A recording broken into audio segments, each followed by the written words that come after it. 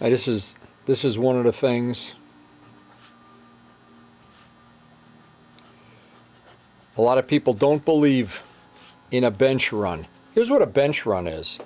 Every model, and this probably goes back many years, every model that I've flown for the first time, I either do it in a driveway or I do it at the field, and I suggest and encourage other people to do it, is run the motor on the ground, fuel it up, get the needle set, and sit there and just pick the nose up, drop the nose, pick the nose up, drop the nose.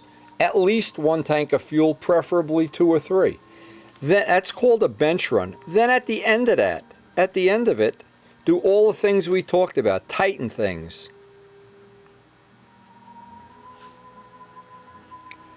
I'll bet you I could name 5 people that on the first flight refused to bench run it, and in the middle of the flight lost, among things, a cowl, a wheel, had a prop come loose, a glow plug come out.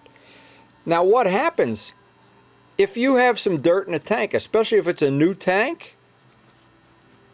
Here's the biggest thing of all. If you have a new tank, almost guaranteed some trash is going to wind up in the filter. And halfway, a minute or 2 into this run, that motor is going to go dead lean. And if this is a new model, there's a good chance it's a new or relatively new motor.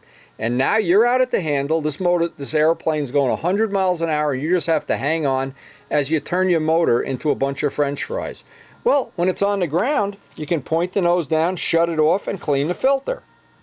You can't do that once somebody launches the model. Bench running, such a critical thing. Now, and it would be, no matter, it's almost irrelevant what model it is, profile or whatever.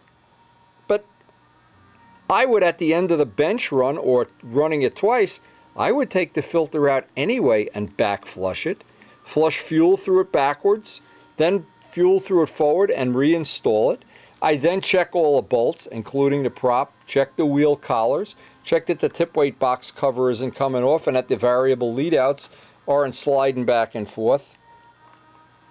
It's very, very important. We even had one person, and this happened at Brodax, we had a person launching a brand new plane that had never been flown before, and just before they let it go, they watched as a flap came off, then an elevator, another elevator, and a flap while they were standing holding the model.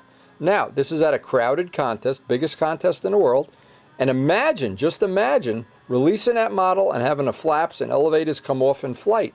And the problem was, the person that it happened to forgot to glue the hinges in. They pressed them in, but never went back and glued them in. They were in a rush to get a flight, as we all are when we have a new plane. We're all excited about it. So here's the other thing. At the end of a bench run, check everything.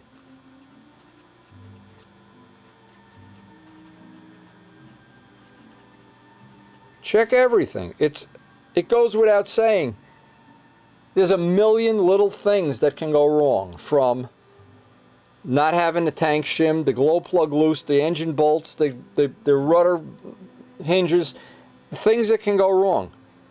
You know when a model's new, they're going to be much more prone to happening, because once you fly a plane a few times and go back and recheck things, now you've got the deck really stacked in your favor. But in the very beginning, you don't know what exactly is going to be the problem. So that bench run, very, very critical thing. In fact, somewhere on this video, and maybe we'll put it in right now or a little bit later, I'm going to put a few minutes of some of the bench runs we've had.